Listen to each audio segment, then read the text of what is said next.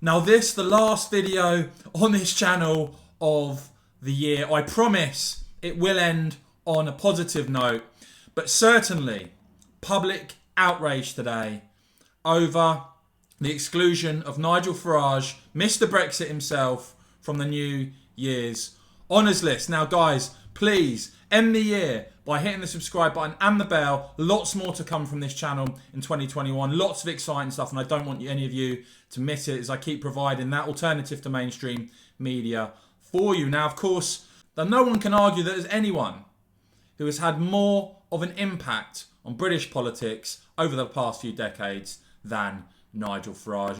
Is the great historical significance of this vote today. We have got political parties voting for this today, a Conservative Party advocating this today, who I fought against for 25 years because they were on the other side to us. We were the fruitcakes, we were the loonies, we were the ones they laughed at, and now they're all singing our song. It is a massive achievement, and it shows, despite all its flaws, that democracy still just about works in this country. Thank you. And of course, the conclusion of that, the culmination of that for now at least, with the deal going through Parliament yesterday, and yet in the New Year Honours List, his name still not there. And even in the run up to this, we had the likes of Guido Fawkes pointing out that minor party leaders who achieved little got knighthoods. Sir Ed Davey, of course, being one. One minor party leader advanced the greatest constitutional change in a generation. Time to hear arise, Sir Nigel. And of course, Nigel Farage, let's not forget, led two different parties in UKIP and the Brexit Party to winning national elections. And yet we've got Sir Ed Davey, Sir Vince Cable, Sir Nick Clegg.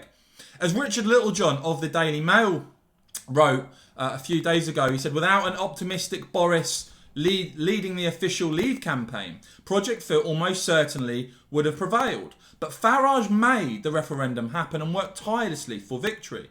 Perhaps now the Prime Minister, Richard Littlejohn wrote, can reciprocate Farage's magnanimity and reward him belatedly with a knighthood or peerage. Isabel Oakeshott, another, highlighting this, saying once again, Nigel Farage, who did more than anyone else on the planet to get us out of the EU, is denied an honour. What a nonsense this makes of the whole corrupt system. Carol Malone saying that she agreed completely. Had it not been for his doggedness, his determination, and his unerring belief that Britain could do better outside the EU, Brexit would not be happening. Fellow YouTuber Maya Tusi saying it's extremely unacceptable that Nigel Farage has once again not been given an honour. The man dedicated most of his life to ensure the country becomes independent. Shameful. New Year's honours. And this is trending, to Nigel Farage trending on Twitter today. Such is the outrage. Patsy Murrell, another, tweeting today, who fought the most to get Britain out of the EU, who reminded us that we can be a great nation outside the EU, who stepped aside and allowed the 80-seat majority. Where is his name on this list? Nigel Farage should be at the top. Andrew Pearce, another a journalist, writing, will it be Sir Nigel Farage in the New Year's Honours List? He deserves it. And Belinda DeLucy, my former Brexit Party MEP colleague, writing, leaving Nigel out of the honours list after the service he has given our country, the decades of vilification he put up with after doing much of the dirty work MPs didn't want to do, the decades of his extraordinary political success is so beyond childish and spiteful, real shame. And she also said Nigel Farage plainly deserves a knighthood, plain and simple. Now, I did say that I would end this on a positive note, guys, and once again, thank you so much for supporting this channel. But let's never forget that when it comes to politics, there are those out there like Nigel Farage and other Brexit heroes who staunchly fought for this country's independence for so long. And one of those I'd like to highlight here is Kate Hoey, the former Labour MP. Pretty lonely, I imagine, at times as a Brexiteer on those Labour benches. But really, just a very, very classy lady. Tweeting, and of course she's now Baroness Hoey of Lyle Hill and Rathlin. I hope I got the name right there. I hope I got the pronunciation right there. Tweeting yesterday the last part of her speech covering the Northern Ireland Protocol, and thanks to Brexit supporters in the country and Nigel Farage.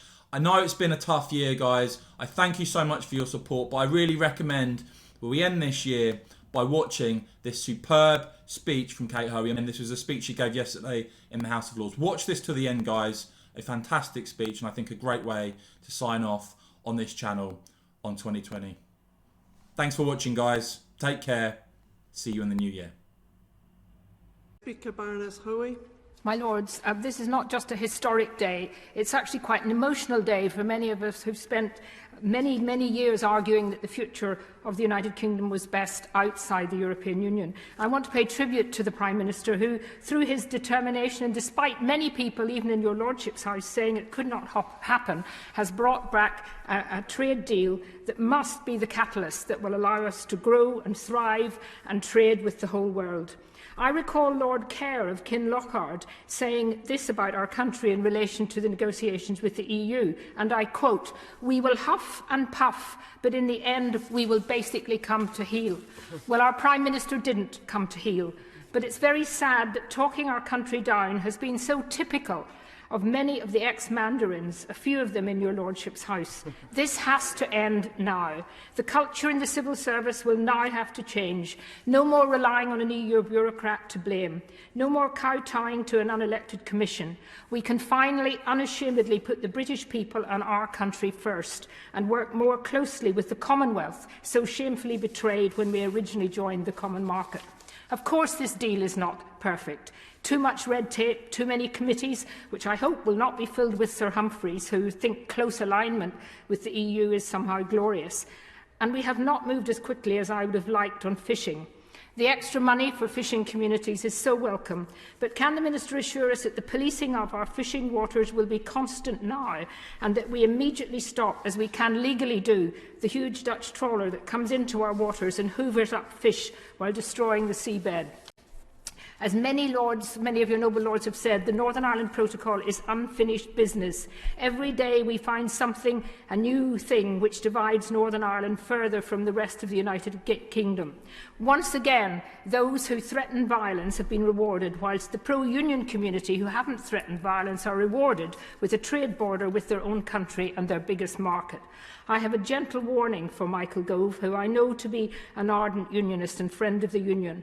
Those of us who really care about the union between Great Britain and Northern Ireland will see tomorrow as the beginning of the work to end this protocol as soon as possible, but certainly in 4 years' time. Finally, may I pay tribute to the remarkable courage, fortitude and enthusiasm of all those in our country who made that brave decision to vote to leave in 2016.